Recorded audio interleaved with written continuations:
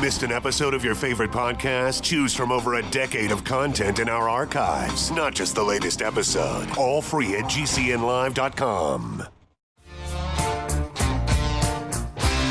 This is your call to action. Get prepared, America. Economy, survival, energy, disasters. This is USAPrepares.com. Informative radio, educational radio. Interact now by emailing instructor@USAPrepares.com or text at 434-390-7953. Class, please take your seats. Now, your instructor, Vincent Finelli. Everyone all set? Cocked, locked. Here we go. Your dial set correctly to USA Prepares.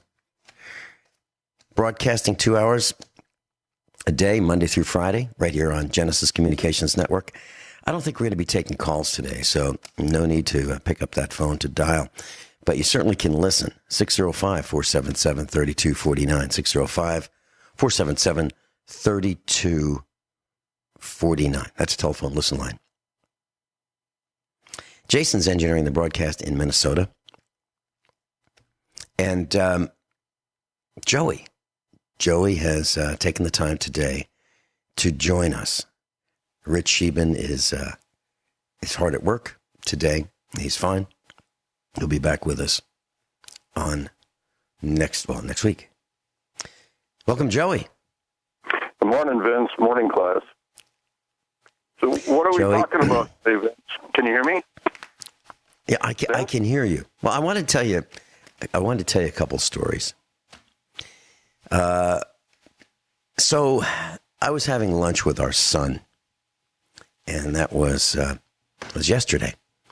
And our son had he's in his mid-20s, never been married, and he's a farm boy. He's gone to school. He learned about agriculture, and that's what he wants to do. And he likes working on mechanical and electrical things. He likes working on plumbing, and so he's a hands-on guy. He'd been dating a girl for about 5 years, and steadily dating her, and well, all of a sudden, he finds himself on the street. So she decided that they were no longer an item, and so he dusted himself off, and he went on a date. First date since the big exodus. And so we were having lunch, Mrs. Finelli and I and he, yesterday. And so Dad, and the gal is a couple years younger, just a couple years younger. And she was homeschooled. And she had a choice to go to the university or help her parents in the family business. And she thought she would help her parents in the family business. So I'm learning all this, and I'm thinking, this is great. It sounds like a hardworking gal, someone who is willing to lift the other end of the board, and help our son. And so I said, so tell me, what did you guys talk about, and what did she say that you found interesting, really interesting? And he kind of smiled, and I thought, this ought to be good. So he said, well, they have, she has been babysitting for years, these friends of the family, years. And something happened, and there was these people she was babysitting for did something mean to her family. And so she was babysitting recently, the children, and the parents called up late and said, we're going to be late, but here's when we'll be there, So she said to the children, she smiled and said, she's kind of frosted that not only, she's fulfilling her obligation to these mean people, and now they're sticking it to her by keeping her up late. by extending the time that she'll be taking care of these children who aren't hers. So she smiled and she said, okay, here's what we're going to do. We're going to play a new game tonight. We're going to race around the house as fast as we can, because your parents are going to be here soon. We're going to race around and race around. And then, just before the parents got there, she gave them soda. And then, when the parents got there, she said, okay, they're ready for bed now. Now, Joey, I thought, gosh, I like this girl already. What do you think, based on just that?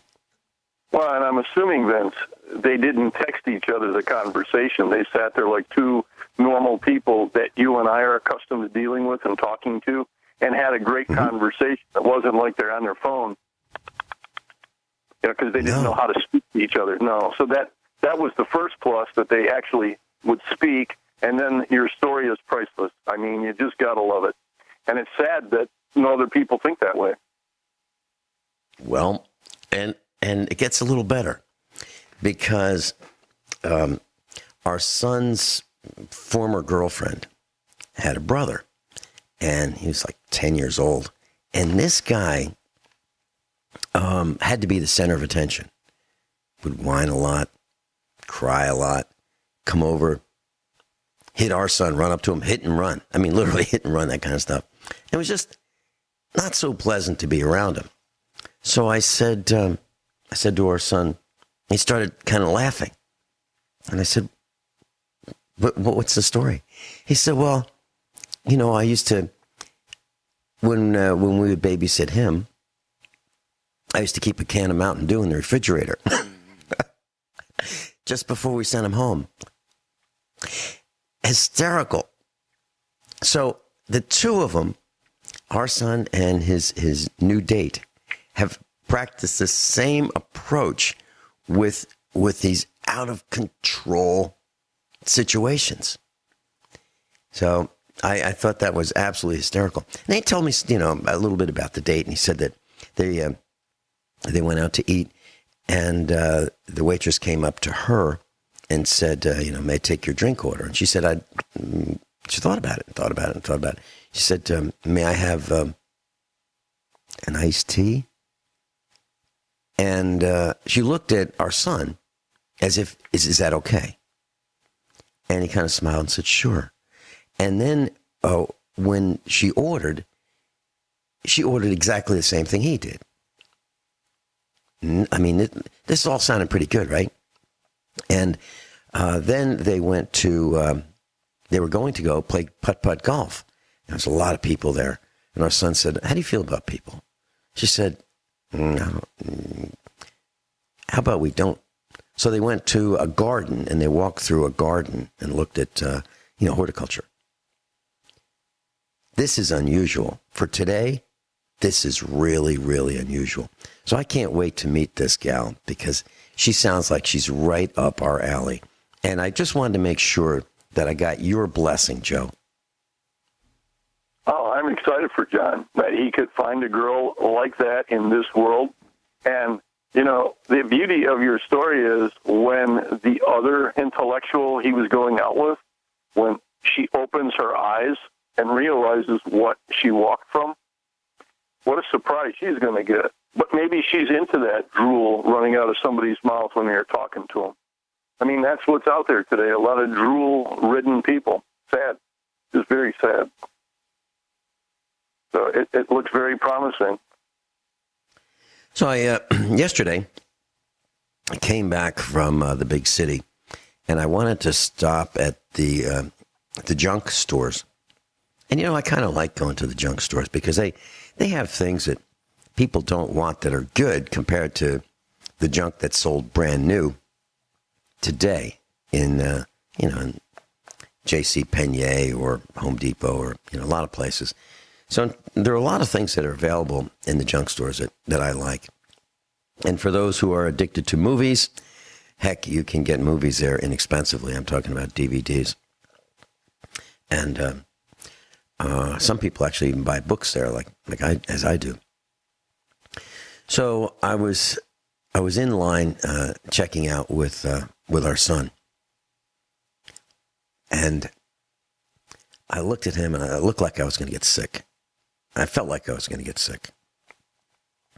And he looked at what I was looking at, and I was like, "Oh man, this is awful." What was it? Well, it was this middle-aged gal. Looked like she was part of the layoff of the Mustang Ranch 10 years ago. And so it looks like she moved over in Nevada and got a job somewhere in Las Vegas. And it's all brown from the sun. And she's like overweight. And she had enough time to eat. That's for sure. But she didn't have enough time to get all the tattoos done. So the tattoos are like 1.5 arms worth. I mean, down to her wrists, all over her neck, her back. I mean, she wore this low-cut thing in the back to make sure that everybody saw how much she spent on these tattoos. Her legs, she had shorts on. And it was really revolting to me. And I got up to, it was my turn to pay for the one item that I bought, little item. And it was this bright, bubbly, middle-aged gal. And she said, "What a great day." I said, "Yeah, I thought I saw everything, but now I have." She said, "What do you mean?" And I said, so I kind of look over there. She said, "Oh, honey, that's nothing. You ought to come here Friday and Saturday night. Bring your camera." She said, "You won't believe it." And she said, "Tell you what. One day, this couple went into the changing room. So if you go to the Goodwill store, they have a room where you can try on, all the clothes that they sell." She said, this couple went in there, and they thought that changing room was soundproof. Can you imagine? So here we have the dredges of society, and you can see it in living color. You can see it.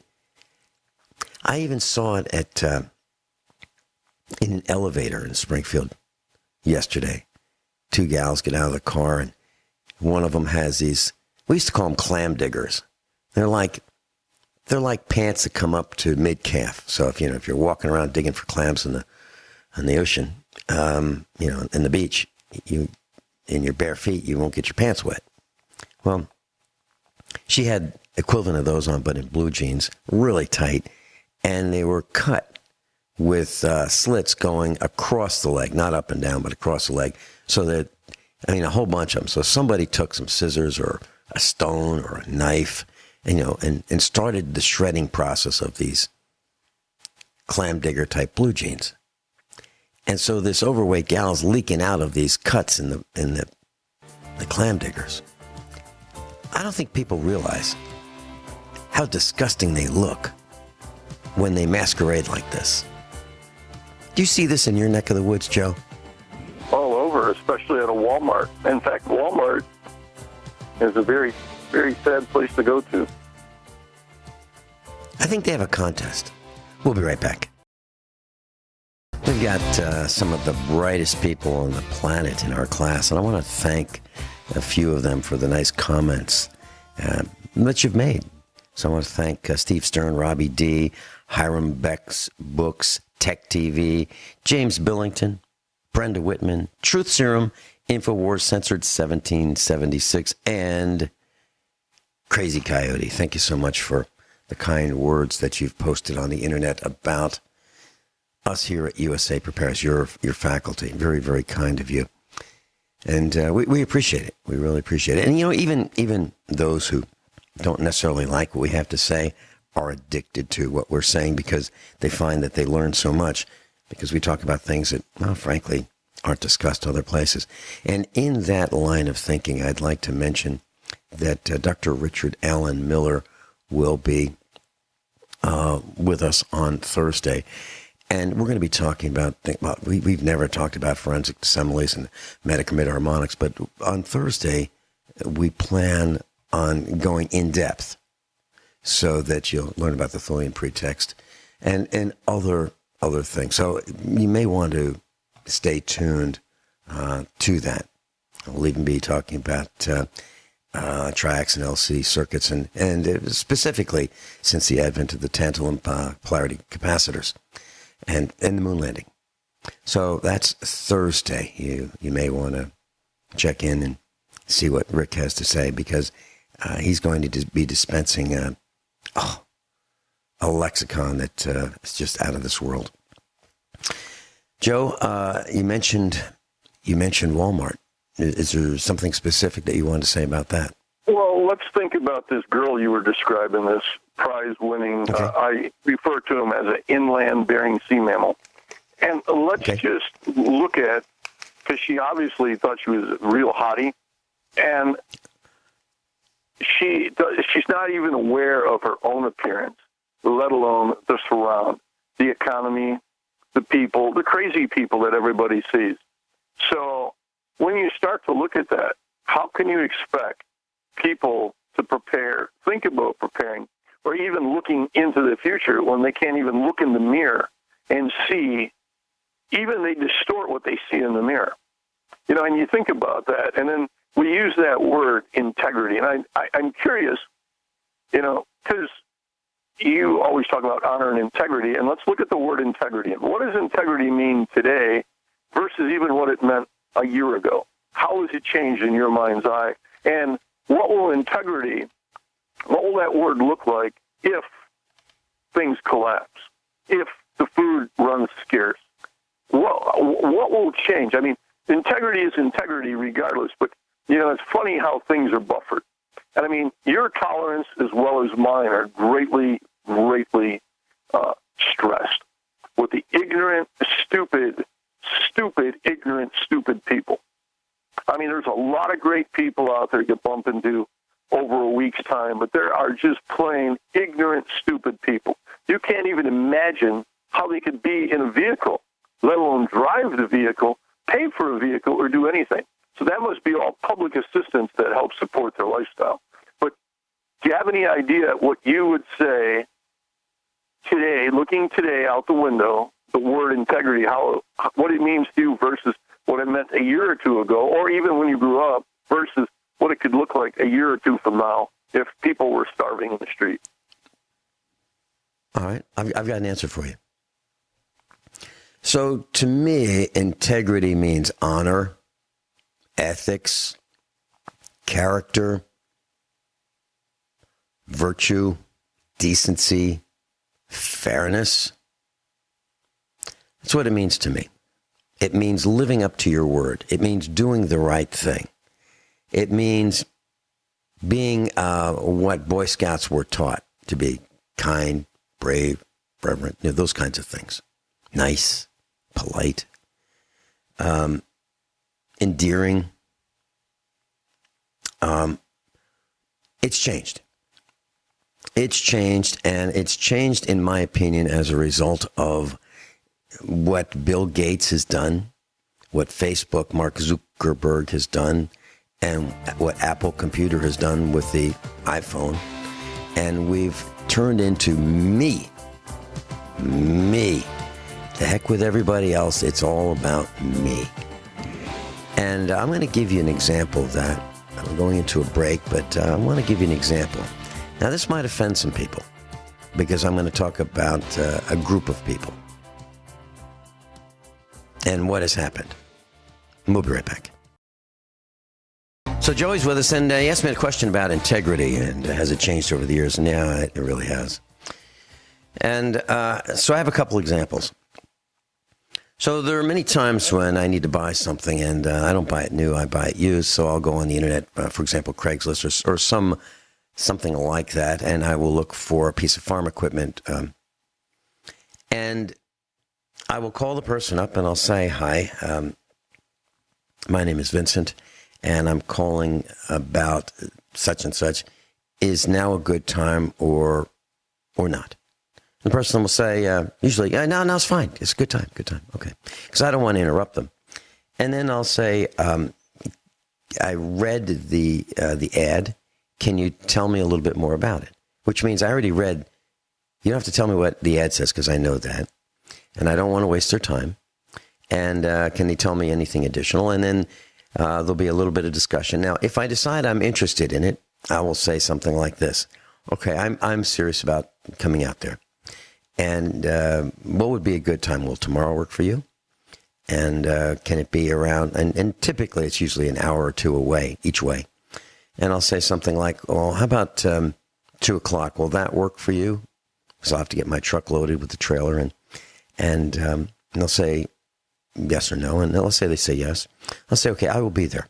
And what I'll do is, if you'll hold it for me, I will be there. But if you can't hold it, I understand. But I won't be coming if you can't hold it. Okay? So I'm not going to race there and try to, to show up and make a 4-hour round trip if someone else is going to be, if they're going to sell it out from under me. So we work out that they're going to hold it for me. And I say, I will be there. And what I'll do is I'll call you when I'm leaving the farmhouse. I'll call you when I'm about halfway through. And, or I won't call, but I'll have somebody call. And I'll have someone else call when we're just a couple minutes away. Simple as that. And that's what I mean by integrity. Actually following through. Actually showing up. Okay? Well, here's another story.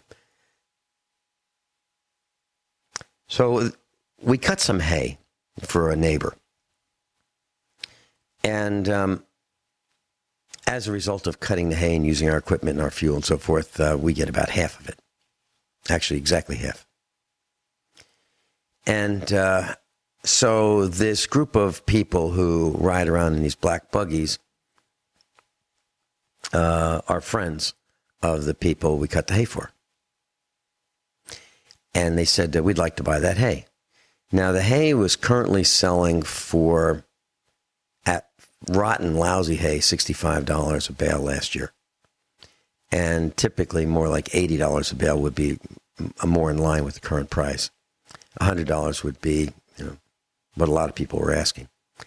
So the owner of the hay says, we'll do it for $40, like half price. And the guy who rides around in these black buggies, I'm talking about horse-drawn, says, I'll take it all. So they agree and on the guy buying it all. Then later on, the guy says, the buyer says, I'm not going to buy the rest of it because it's not as good as I thought it was. Now, that is a lack of integrity. Now, was the hay good? Absolutely. It was tremendously good quality hay. Some of the best we cut last year. It was really good. And it was half price. And that is a lack of integrity. Because then what happened is this woman got stuck with the hay, the seller. And it's still there. And now it's worth maybe $10 because it's been rained on, and it's last year's hay. So what do you do with situations like that? I used to be a slow learner. Now I learn really fast. Joe? I don't deal with people like that. Nope. And it's funny you brought hay up because I wanted to ask you, when you bale a bale of hay, what does a bale weigh? How much? What does that weigh? Plus or minus 10% weighs 1,000 pounds. And how many of those bales does it take to feed, we'll call it a feeder calf, and a feeder calf is what, 200-300 pounds to start with, and you have to feed it up to, 1,000 pounds, 1,100 pounds to market? Mm-hmm. Yeah. So how many bales will it take to eat that, or how many bales will it take the cow to eat to get them to the 1,000-pound range? Okay, on average, a cow consumes about 30 gallons of water a day and 30 pounds of hay a day. So he basically eats one bale a month. So I guess if a bale of hay is $30 a bale and you have to feed that cow 10 months, we'll just say 10 months, that's $300. But now the hay is $60 a bale. That's $600. Now if the hay goes to $120 or $140 because of some areas don't have a drought, but they have a flood. So you could easily, your cost of your cow could go up, what, 300%? That's right. And what does that mean in the grocery store? Because most people, that even listen to your show, they hear you talk about farming, but do they know what that means? Do they know what it takes to produce that bale of hay, the equipment, to fix it, the breakdowns? You don't just have an opportunity like you're going on a vacation, you're going whether it rains or shines. But when you're cutting hay, you're only cutting hay when it shines. And your whole world stops, and you create an envelope and an opportunity to, that's why, what's that phrase? Go cut hay when the sun's shining. So, trying to justify, now some of this hay you cut 50 miles from home. See, you're going to carry a bale of hay that weighs 1,000 pounds, and you can only legally carry so many bales on a trailer. So to go 50 miles one way in a truck is an hour, and that's not load time and unload time.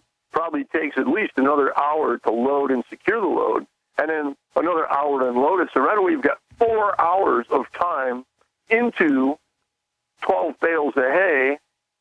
And what does that mean?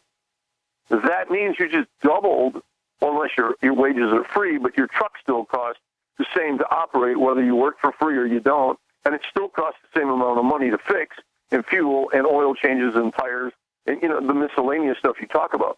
So people don't really get what's coming around the corner. If they look at anything, and when I say anything, if outside of mainstream that tells you there's really not a problem with the crops, but realistically, when you drive around, unless you can't see because you have a white cane and dark glasses, you would know that it doesn't matter which field you see, to see corn that's, 5 inches tall this time of the year is not it's totally unheard of unless it's going for silage. So what are people, because they don't think, because we're back to the inland Bering Sea mammal at the good stores, the Walmarts, the junk stores, they have no perception of reality. And then that goes to hand in hand to, what would it take for you to turn your back on your family or friends? What would it take? Because you have people, I know people, I should refer to it, I have friends that I think the world of, but they have no problem going on vacation. They have no problem enjoying every day like it's the last day on earth. Yet, I don't tend to live that way. I mean, for me, a luxury is buying, it doesn't even matter what it is. It could be a new tool, it could be a lot of things. But I base my world on trying to improve where I was the day before. And if I can find something to make my job easier, I will do that. And a vacation isn't as important. My idea of a vacation is going to talk to friends or relatives I haven't seen in a while. So my question, my thought pattern, it's not even a question. I'm throwing it out there. How it disseminates will be up to the interpretation of who's listening. What will it take that you made sacrifices, and at what point, let's just say food. Say food triples in price over the next year. And this all leads towards something I'm going to talk about, or at least bring up, because I don't know anything about it, but I want to propose it and throw it out there for people to see how bad it could possibly get over a simple thing like weather anomalies and food. I mean, just because people planted some fields because it dried up doesn't necessarily mean, and even though it's really hot right now, doesn't necessarily mean the crop will ever mature. It may get hit by a freeze, a frost, an ice storm, a hailstorm. It'll cripple the crop. And it doesn't matter that it looked like you were going to have a great crop. All that matters is, at the time of harvest, was there a crop? And was it average, below average, or above average? Really, you've been cutting some hay right now, and you're really excited because you've gotten some better cuts over last year because last year was a drought. But just because you have it doesn't necessarily mean there's a second cutting, because some drastic weather change will occur, a drought or too much rain, and you won't even pick any more hay this year. So how do you explain, because you're really good with the detail, to try to break it down to people that really don't think. And I don't say that to be rude. They just don't think. They don't know how to think because their phone thinks for them. The television thinks for them. You know, their Facebook or Twitter page thinks for them because they just know nobody would lie to them, right?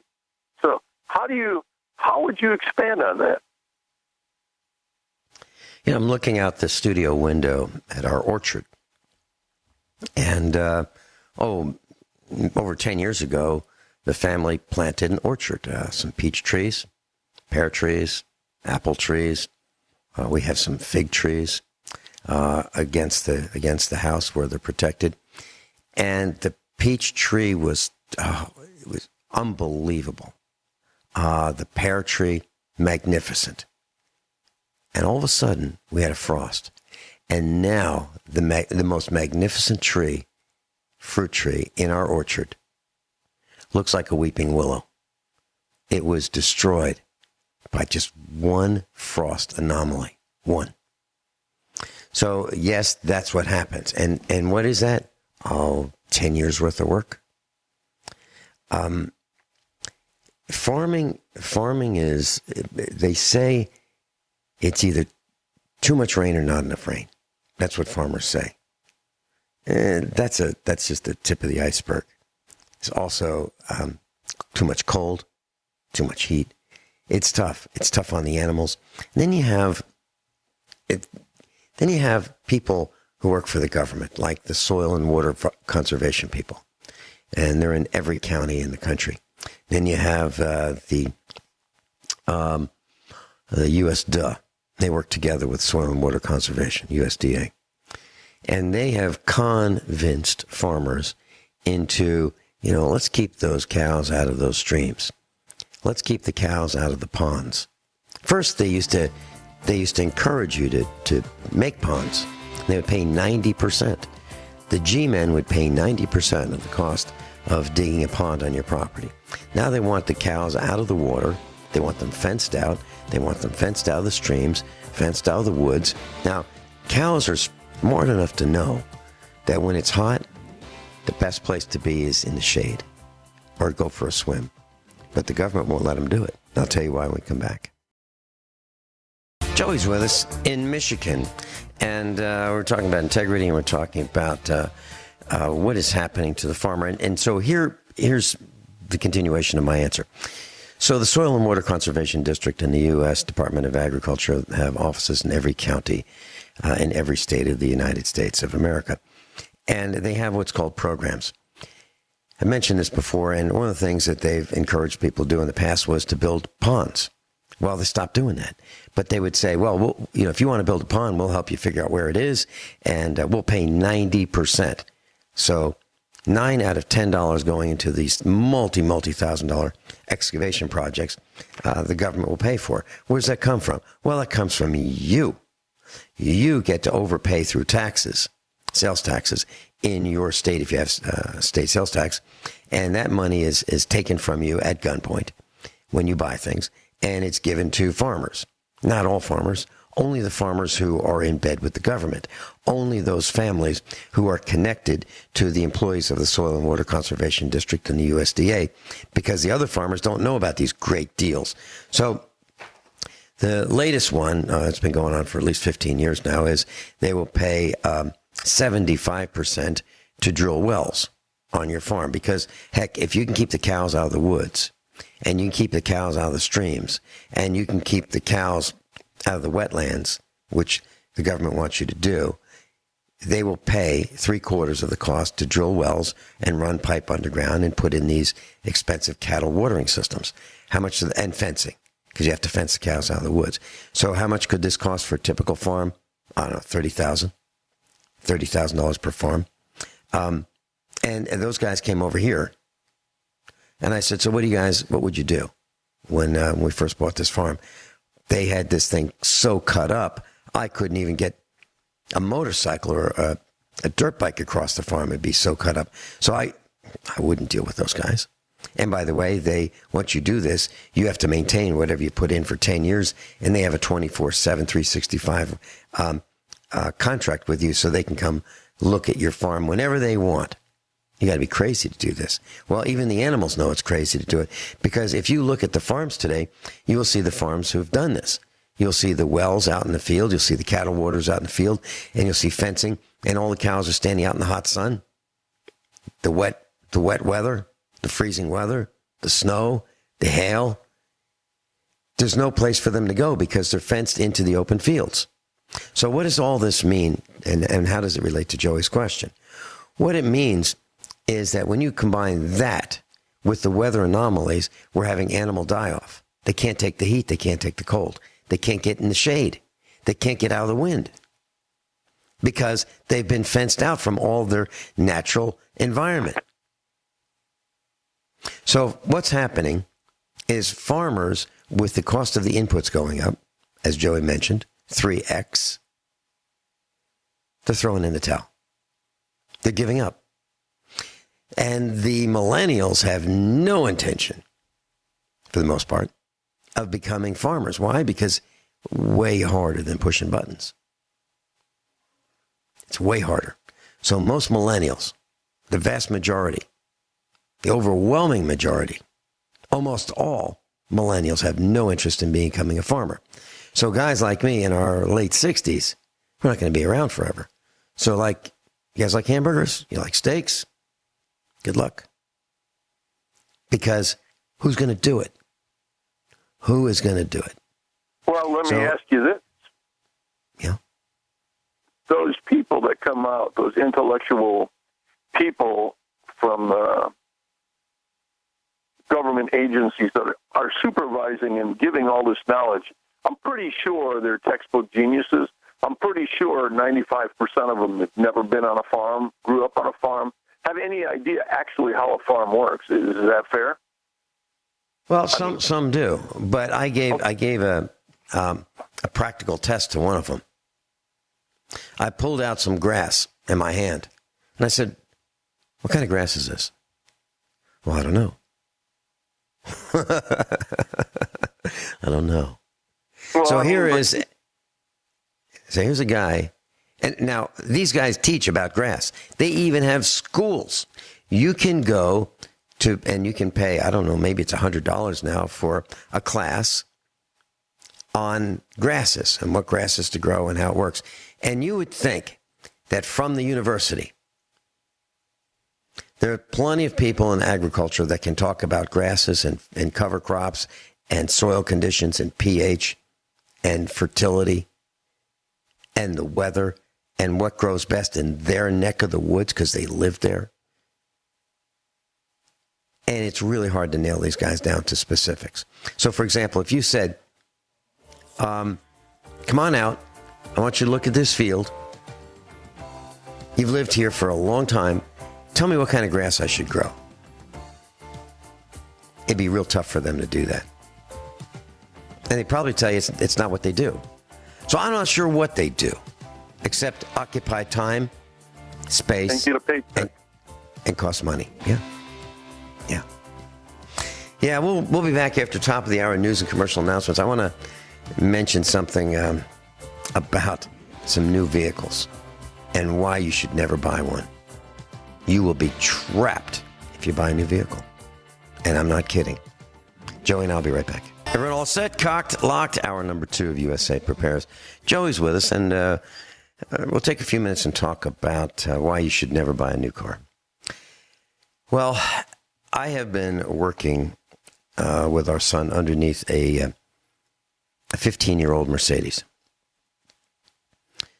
And this is just an example of the tip of the iceberg as to how bad this can be.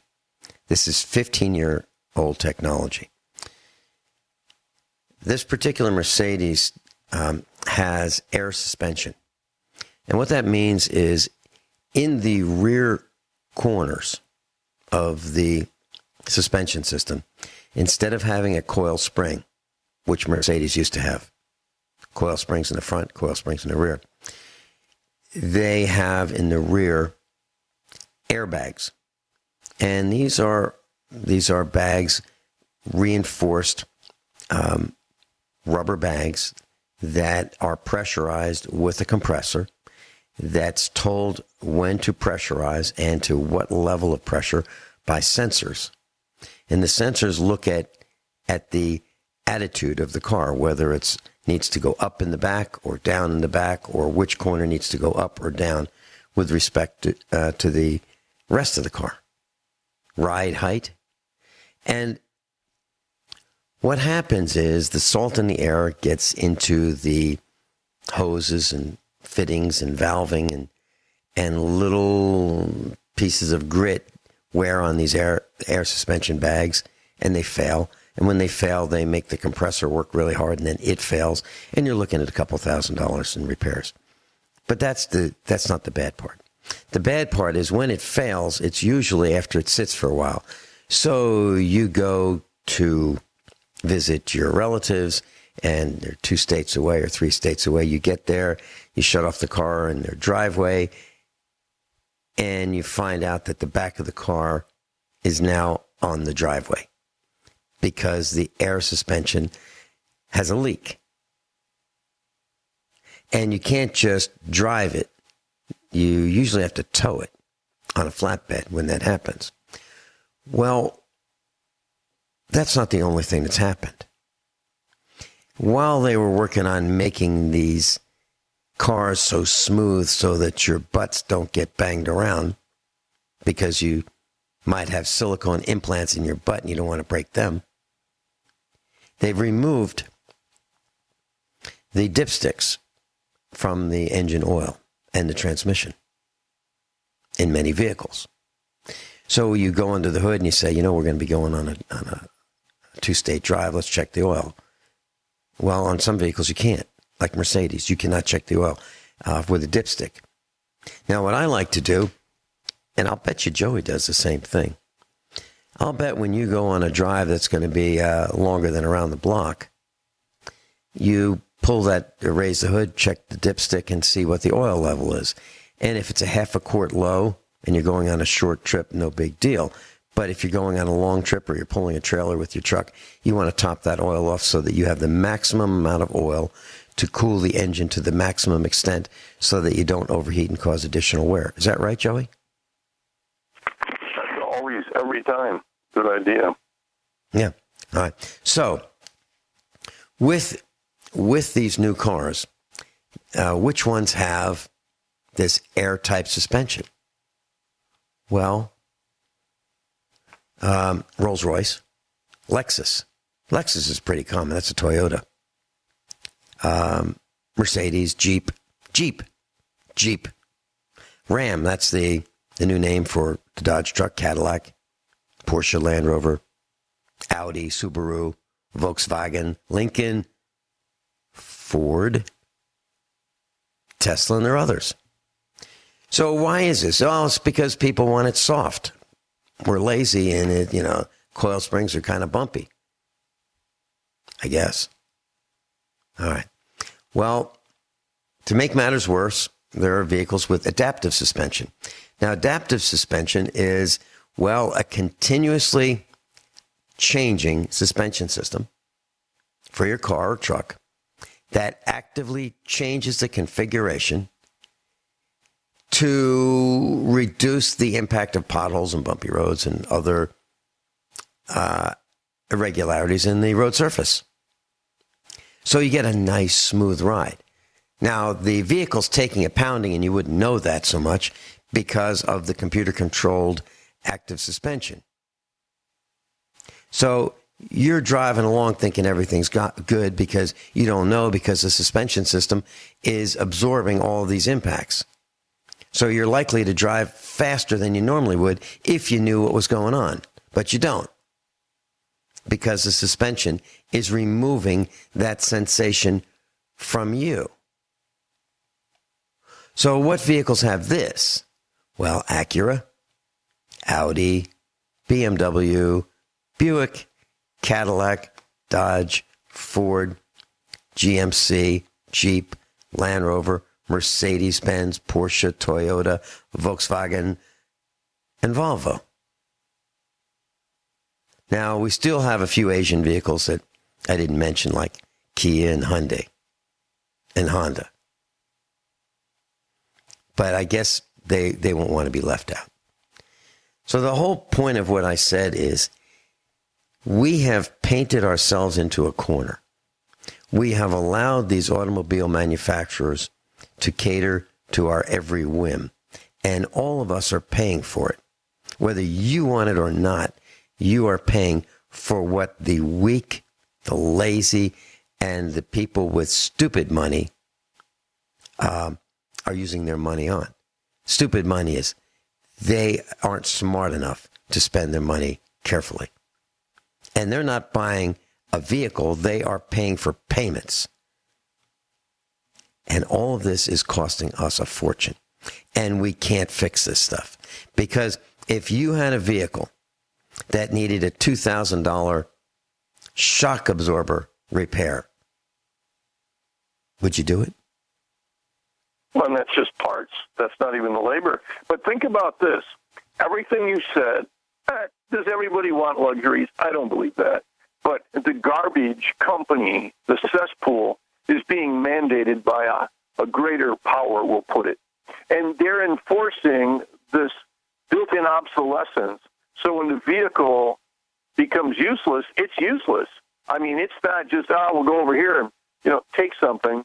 It's like most vehicles today, when you get an electric part and put it on, you have to skew that serial number into the car. Otherwise, it won't even run. So, we're back to where we started with the Walmart and the circus person, the hottie in the peeling out of her clothes because she didn't know when she looked in the mirror what she's seen.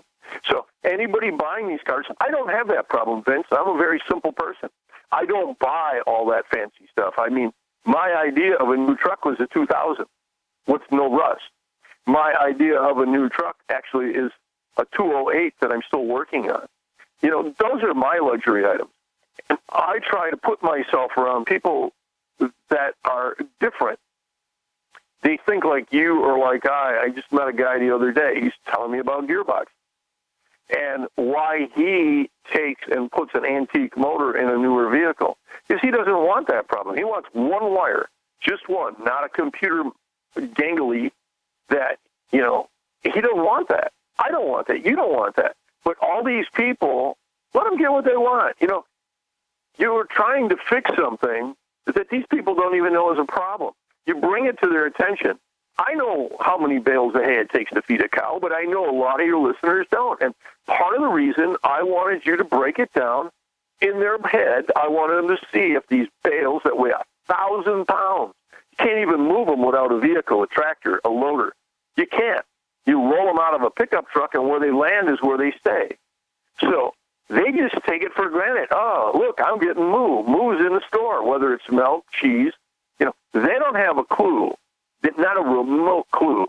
And the more we talk about it, it's senseless. But, we try to help the few that will listen, or you catch them on a good day where they haven't had their meds, or they haven't been bombarded. They haven't been bombarded with their dose of EMF from their wireless router in their house, their router in their car. Because I know you and I are shallow, but all the new vehicles, you take the phone and it goes right into the radio, and now you talk with Wi-Fi on your phone through the radio. So now your head is like in a microwave while you're speaking. And it's not just what you're saying is broadcasted out into the ether, into the cloud, so it's stored for later observation. I mean, and these people are all subhuman. They're mentally challenged that they would find this to be an attractive feature. Who would put their head in a microwave? You wouldn't even put your head in a microwave while it was unplugged, just as a joke. And yet to put yourself in a box that acts like a microwave, the inside of your vehicle with a wireless system. And when you're not talking on the phone, the few that realize what Alexis is, or Huey, Louie, and Dewey is, or your digital satellite boxes for your television, where they turn it on and listen to you. Those people getting intimate in a changing booth at a Goodwill. Well, what if you were in your home and you were having your own privacy in your home with a digital television box that all of a sudden made you the front attraction? And you don't even know this, and you wouldn't even think this, because who would imagine your privacy would be invaded in your own home? You know, and who would think that way?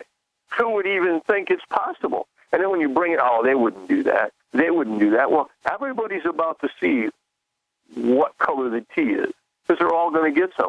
You know, something we need to talk about is the G5. And I had mentioned to you last night briefly that Adapt 2030 had a show I was listening to, and it was MIAC number 213. So it's number 213, and I don't know what AIAC or MIAC stands for, but they're showing that the story is, are we living in a feudal society with the illusion of progress? But what they've talked about is G5, and how in England they're cutting all the trees down after neighborhood, because to make G5 work, they have to have open fields, because trees, leaves, and apparently if you had a berm home, you wouldn't be affected by G5. And they're claiming the G5 is being expanded intentionally for crowd control. So in the event, as they use the phrase a zombie apocalypse, well, maybe a zombie apocalypse is going to be massive food shortages because of the weather anomalies, and you're going to be out of kilter, because when your blood sugar, I mean, when you've been subjected to all this great food with all the synthetic sugars, the high fructose corn syrup, all the chemicals that are in your food, your body has been reprogrammed with toxins. So when your body is lacking that, your body is unbalancing itself. So nobody's even thinking about what happens when the food stops, or the new GMO food, because Trump just passed the law. They don't have to tell you if it's a GMO food. We'll pick this up after the return. Joey's with us, and in Michigan. Mark in Illinois, we weren't going to take calls today. Is this germane to the discussion? Well, I wanted to ask you, I yes or no? I wanted yes, to share. yes, Mark, yes or no? Oh, I just wanted to tell you this. Have you ever heard of the Andromeda strain? Is this germane to the discussion, yes or no? Last time. I haven't been listening 2, 1, bye. You know what? There it is. There, you just saw Vinny lose his temper again. Well, Vince, Said no it's calls. not even about losing the temper. He just said, I haven't been listening to the show, so he just called in to ask a question. Well, that's like, I was driving by McDonald's and I seen people that I didn't know what it was, so I stopped in. Why would you call into a show to ask a question about something that you don't even know what they're talking about? And that's the second. That's the second time he's done that. Well, second time. The first time, you did what was correct. I mean, I've listened to him talk about stuff, and some of it I enjoy, some of it I don't. I'm not saying it's right or wrong, but you know what? Again, if he was listening in the beginning, we're not taking calls. And I mean, so you did what was fair. But I mean, what people don't realize, nobody pays attention anymore. So if it's as simple as a phone conversation that just took place, think about how magnetized it is over the crop issue. Crops are a big factor everybody's daydreaming about. And hey, it's not my job to tell you. I mean, if you're a grown adult child and you still wet yourself, or you will wet yourself when you realize you go to the store and there's, old Mother Hubbard's cupboards are bare. That'll be that little child story they tell you. But it's okay. Don't worry about it. It'll be fine, because everybody will take care of you, right? I mean, think about when these farms, as you put it, these farmers are going out of business. Right now, dairy farms are going left and right to the end of the $1.19 or $2 a gallon milk will come to an end. Can you imagine when you put government officials in farming situations? Well, it says right here we should be able to. They don't even have a clue how a plant grows. I'm on my third try trying to grow tomatoes from seeds, because they get so tall and they tip over and die. I'm simple. Yet I can grow an acorn squash, a zucchini, a cucumber, I mean, because that doesn't require, I mean, you could throw them out in the yard and they'll grow in the parking lot. But the tomato is a little different for me, and it's always been a little different for me. So, but I don't quit. Like I said, go buy discounted seeds. Keep planting them, because there's going to come a day and a time you better get it right. And nobody cares. What did I tell you the other day? What you might consider doing is feed the cows in an area with extra hay, so there's mulch and manure, and then take that and dry it and then rototill it into a part of the yard. So you've got a good topsoil that you could do raised bed gardens, because you may have to move a garden under a roof with the way the weather's coming. You may not have. And go get that dirt next year if you need it, because I tried to get some this year, and it was a premium, and my yard was so wet you couldn't even get a dump truck in to bring a load of dirt. So now that it's drying up, I got to get the dirt made for next year, or I don't have to worry about it. I just go to the grocery store. You know, they'll have food, because we always have food. We're the United States. We have everything, because we're superheroes, right? Open my shirt, and I got my cape on, and I'm like, da-da-da-da. I'm super simple, because that's what everybody is. They've been not just supersized, they've been supersized, and now they're super simple. Very, very easy analogy. I saw a guy with the that big S and the emblem on his shirt, and I was so tempted. I was so tempted to walk up to him and say,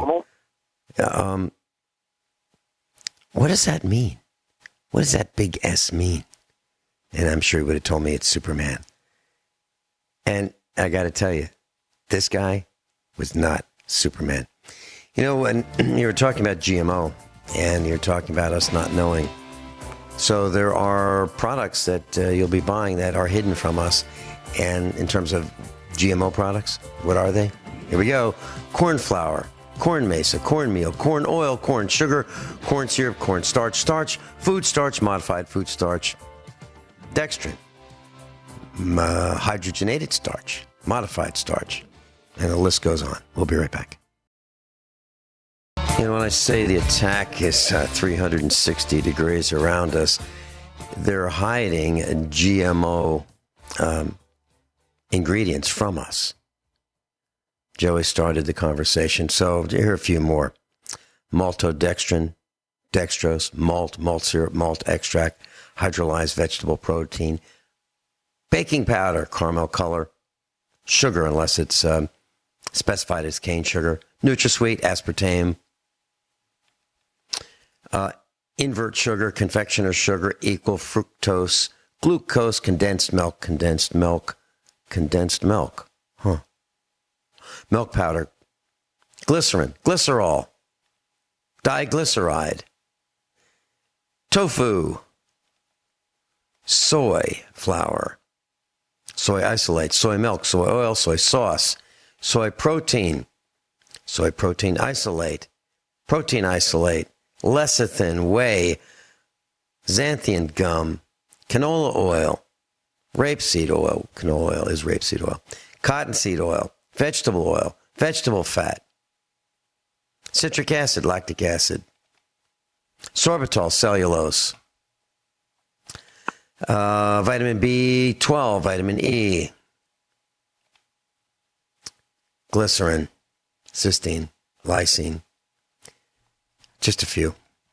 So your government wants to make sure to keep you safe from being able to determine whether there are GMO ingredients in your food. So those are the hidden GMO ingredients to look out for. And there's almost 100 of them. The canola oil, rapeseed oil, is what I was just reading, is the worst product out there because it plugs your heart pipes up.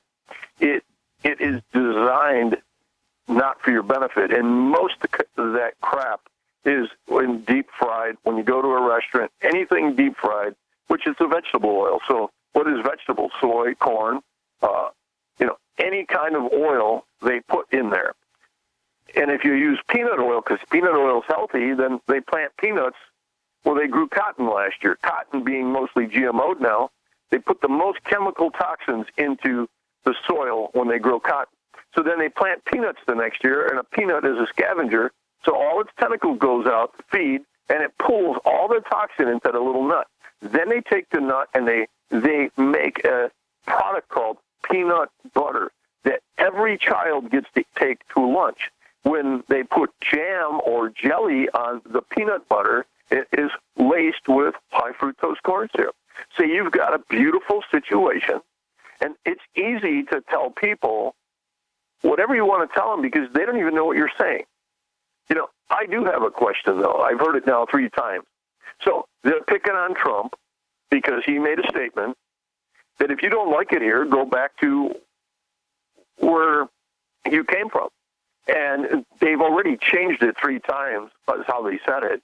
But, you know, realistically, hey, I don't have a problem with that. If you come here and you don't mind living in this world we live in, but why would you be here? And it says most of the people complaining were born here, but they don't like what we have here.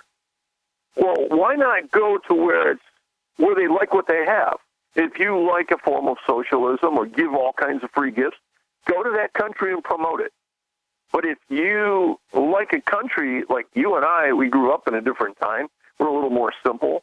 And we like the Andy Griffith style of life with Mayberry RFD, where everybody knew each other and everybody shared and helped each other out. Kind of like that life. Today, nobody will help each other. Nobody will help each other. And all somebody will do is get mad at you if you have something nicer or better. You could have bought a new jacket or a new shirt at a Goodwill store, and the person sees it and they're mad at you. They don't know you paid $3 for it or $6 for the jacket. They're just mad at you because you have something they don't have. Now, why would that be considered right? In the world we grew up, it wasn't a problem. And me, if I know somebody's looking for a jacket, I see one, I know their size, I buy it. What's the worst thing that's going to happen? They don't have $6 and I give them the jacket. It don't happen a second time, but I see her, Merry Christmas. I don't buy it a second time, but they're more than happy to give me the $6. I'm not bought the jacket to make a profit on it. I bought it because I know they weren't going to be there. And it's an opportunity for them to have something. They don't have $50 or $100 to buy a jacket, but here's a $6 jacket. And think about if you have a $100 jacket that you could buy for $6, that leaves a mere $94 of other goodies you can buy if you're frugal and you have an attention span more than a gnat, and you think about what a bargain is. I mean, what is wrong? And why is it I have to say what is wrong? There's nothing wrong with the way I think, the way you think, yet these other people, they're confused. They would feel belittled to go buy. I mean, I bought stuff with brand new tags on for $6 for a Columbia jacket. Maybe I had to pay $15 for that. A brand new Columbia jacket. Who wouldn't buy that for $12, $15? You know, how much, Joe? How much does a Columbia jacket cost? $200, $300, $400? Could have been $150 on sale. Could be a $300 jacket. I bought North Face. I bought Patagonia.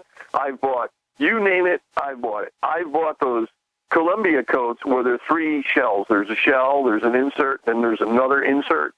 Those are a $300 jacket, and I had to splurge for that. I had to go the extra dollar. That was like $20. $20 for a $300 jacket. Joe, one day, pardon? One day you showed up at the farm, and you opened the door of your vehicle, and you lifted out this item, and you said, "I found this. I thought you'd like this." I said, "Wow, that's awesome. Thanks so much." And he said, "Well, it didn't come with a case, so I bought this case for it too." I said, "Wow, that's awesome." And I said, I'm so delighted. How much owe you? And that was really cool. What I'm saying, class, is Joey's not making this up. Joey does these kinds of things for people he likes, and he puts himself in their position, and he thinks, would they like this? This happens to be a good deal right here, right now. They're not here. I can do this as a favor, not as a business. It's awesome. But, tell them the story, Vin. Tell them the story of as long as it don't take you to that place. But tell them the roadie story where I brought you the flowers and why I brought them. Okay. One day I met Joey, and in his truck he had some rhododendron plants. And he said, I got you 4 of these. And you ought to plant them because, there's one for each of the boys, Mrs. Finelli, and your mom. And Joey knew my mom. And Joey liked my mom. And he said that, when you plant these, your mom's not always going to be here. All of you aren't going to always be here, but you'll remember that when you were. That's what happened. And nobody can comprehend even what you just said. That was a memorable memory that is every year you're reliving, even though you relive it every day when you see a picture of your mom, you think of it, you're being a child, and I do that repetitively. I have a particular rhodie here. It's white with a purple inside, and when it blossoms, I think of my mom because my mom liked purple. And, I'm very fortunate to see that, and that was just a bonus because there's not a day I don't think about being a little kid and my mom did something special for me. One of the most tragic things I remember as being a kid, my mom took me and my sister, that I don't talk to anymore, she took us to the drugstore, and we bought ice cream cones. And we got home, and my dad had a Tasty Freeze cone, a swirl. And he said, look what I got. And my mom just bought us each an ice cream cone. And we liked the swirl cone better. So what do we do with them? He said, I throw them to the dogs. So we threw them. We had a German Shepherd dog then. And we had a motel we grew up at. And and my mom's feelings were so hurt. I'm well over 50 plus years older than when that ordeal took place. It hurts me to think about it. It makes me sad. It makes me sad 50 plus years later that I devalued her integrity. Even though my dad had no intent to bring, to bid us against each other. But that's how my brain thinks. Because for me, it's all about doing what's right. And in my opinion, and there's people that think robbing you is okay. And not in my world. But I assure you, in my world, I will never forget all the human garbage that took advantage of me while times were good. And if I'm fortunate enough to be here and they ask me for help, I got to get back to you. Let me think about that. That's a great idea, but let me think about that. Why would I want to help somebody that caused me so much misfortune? And I don't care if you're a family, if you're a friend, if you're an ex-girlfriend. I really don't care who or what you are. All I know is I'm really bad at forgetting stuff like that.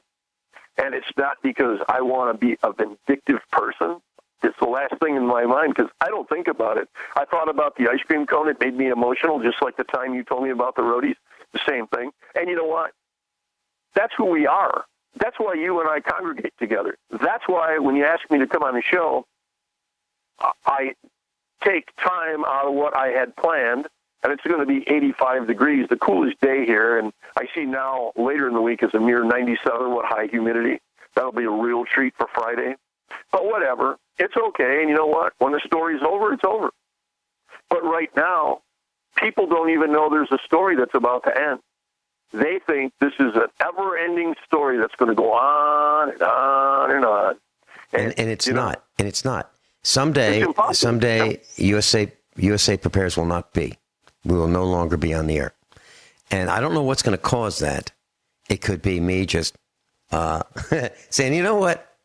Yesterday was our last day. I mean, that could happen. I don't have a contract. Genesis doesn't have a contract with me. I don't have a contract with RBN. If Genesis says, you know what? It's been great, Finn. Thanks so much. Yesterday was your last day. That could happen. And I'm appreciative for what GCN has done. I'm appreciative for what RBN has done. I've been the most fired guy on radio. I've been fired 7 times in 12 months. So I know how it works. And so we're not going to be here forever. One of us may get sick. All of us may get sick. The grid may go down. I don't know. But we're not going to be here forever. So keep that in mind. Now, I'm not going to ask this next person if he is on topic. And I'll tell you why. Because I know the integrity of this man. He's been on hold for quite a few minutes. His name is Kyle. He's a USA Preparedness instructor. Kyle, we're going into a break. Why don't you just say hi, and then we'll continue when we come back. Welcome, Kyle. Good morning, gentlemen. Now, I'll hold on through the break. Sounds good. We'll be right back. Kyle's with us in Montana. And class, of the few people I could count on, two of them are right here. Joey and Kyle. Kyle? Good morning, Vince. As you guys were talking, I was thinking a lot about some things that I've been considering for quite a while. And the normalcy bias in this nation has been taken to such an insanity level and an apathetic blended with an apathy that is like overwhelming to most people. I have just seen it over and over and over again that the normalcy bias has just is entrenched in people's minds.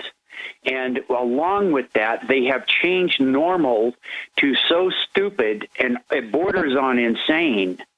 And then blended with such apathy that you can't hardly penetrate it. I can't. Okay, I agree with you. Go ahead. Yeah. I agree with you. And sometimes I call Joey and I'll say, is this the Co-miseration Hotline? Right. Well, and he'll say it's the misery hotline, because what happens, Kyle, and I'm pretty sure it's happening to you too. What happens to me happens to Joey. What happens to Joey happens to me. I'm sure it's happening to you. When we look around, it's the lowest. We have reached the lowest common denominator so far, but tomorrow we reach a new low. I mean, you look at these people. I heard that there was this woman, a middle-aged woman who hurt her toe. And Mrs. Finelli told me about it. And I said, I can only think of one thing that can happen. Flip-flops. This person either was walking around without shoes or flip-flops, and that's why that person hurt their toe. Is it that hard to put a pair of sneakers on with laces? Is it really? Is it that hard to tie up some boots? Is it that hard? Oh, yeah. The reality is, Vince, the common sense IQ is probably around 50 anymore. Yeah. If that. Yeah. Wait until they put the G5 on. Kyle, I want to say something quick. Was it a year ago, Miles, me, and Ed, we called you? And from that conversation, I was telling Vince a couple weeks ago, I says, Kyle's a guy I've never met. I've listened to him talk. We've talked that time. And you're a person I would trust with my life. Never meeting you in person, knowing your personality, your integrity, and your wife, listening to her speak on the show. You're the kind of people, if I had to trust somebody, not knowing, and I don't say that to very many people, and Vince knows that. And we talked about it, and we both agreed. You're that kind of a person. And we've never met you face-to-face, shook hands in person, but yet we feel a bond to you because we all think the same. And, obviously, there's more to the cycle of life. But I want to just put that in there, and I want to say thank you for you being a person like that. And I know we're going to run out of time quick, so finish up with your stuff. Well, I really don't have a whole lot more. I would beg people to consider things outside their normal bias. Because if they change in our lifetime, or when they change in our lifetime, but all of us are about the same age, general vicinity. The change is going to be so dramatic and so traumatic. It's going to be like The Walking Dead, except you're not going to have zombies running around out here. It's going to be hungry, crazy, stupid people that will do anything to feed their belly or to meet their immediate need. And when that happens, if you haven't got some kind of an inkling of how to prepare or already prepared, you're up a creek without a paddle. You really are. Kyle, let me ask you if what is this what you're saying? So for someone who lives in New Orleans, transvestites become normal. For someone who lives in Las Vegas, prostitution becomes normal. For someone who lives in growing up, for someone who's growing up with homosexuality in their family, that becomes normal. So is that what you're saying by the normalcy bias, that we have accepted things as being normal, which are absolutely perverted, wrong, and degenerative? Is that what you're saying? I am saying that it's that, but it's also, Vince, like you were talking about, the lack of integrity. The me first has become the normal. The idea that people are just tools to be used. You know, it literally has become such a normal that it's there's nothing left almost for this country that's almost redeemable. Wow, I agree, and I'm pretty darn sure Joe does too. Absolutely, and that's why we're floating to nowhere. And there's so few of us. There are so few of us who are willing to speak up and say, "This is crazy. This is wrong. This is immoral. This is just flat out wrong." Thank you, gentlemen.